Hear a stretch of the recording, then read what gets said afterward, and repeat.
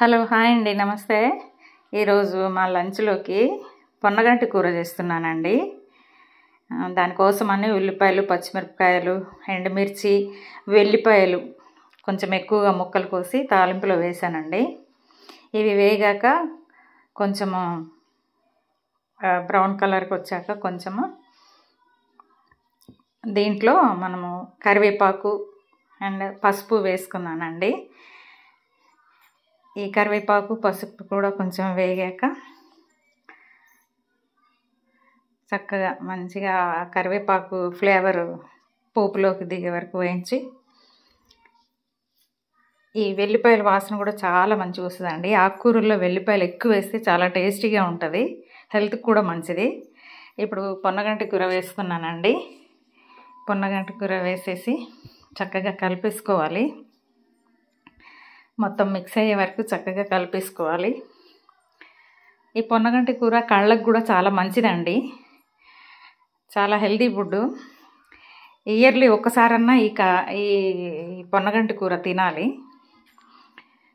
ఈ కలిపేసానండి, అందులో వేసి అందులో టమాటాలు కూడా వేస్తున్నాను. టమాటాలు వేసాక కొంచెం సాల్ట్ వేసి అందులోనే అలాగే ఉంచి సాల్ట్ వేస్తే టమాటాలు చక్కగా మగ్గిపోతాయండి. మనం కలపకుండానే అలా సాల్ట్ చల్లి దాని మీద మూత పెట్టేస్తే చక్కగా టమాటాలు అసలు మగ్గిపోతాయండి. చక్కగా మనం ఎక్కువసేపు కూడా బాయిల్ చేయ అవసరం లేదు, మూత పెట్టి అట్లా క్లోజ్ చేసేయాలి. చూడండి, అట్లా మగ్గిపోతాయి. ఒక 2-3 మినిట్స్లో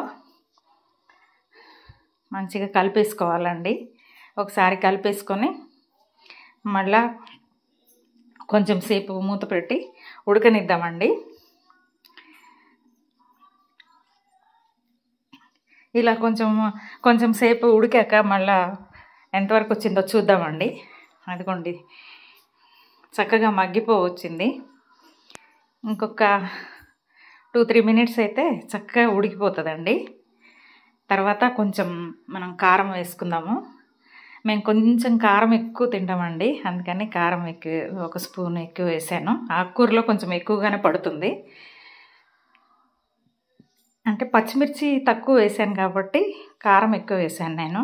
పచ్చిమిర్చి ఎక్కువ వేసుకుంటే కారం తక్కువ వేసుకోవచ్చు. చూడండి, చక్కగా మగ్గిపోయింది. మళ్ళీ ఒకసారి మూత పెట్టేసి 1 నిమిషం ఉంచుదాము.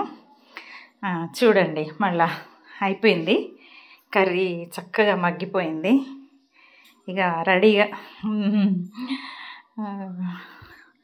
చక్కగా మగ్గిపోయింది. చూడండి, చాలా బాగుంటుందండి ఈ కర్రీ. ఈ వీడియో మీకు నచ్చినట్లయితే లైక్ చేయండి, సబ్స్క్రైబ్ చేసుకోండి.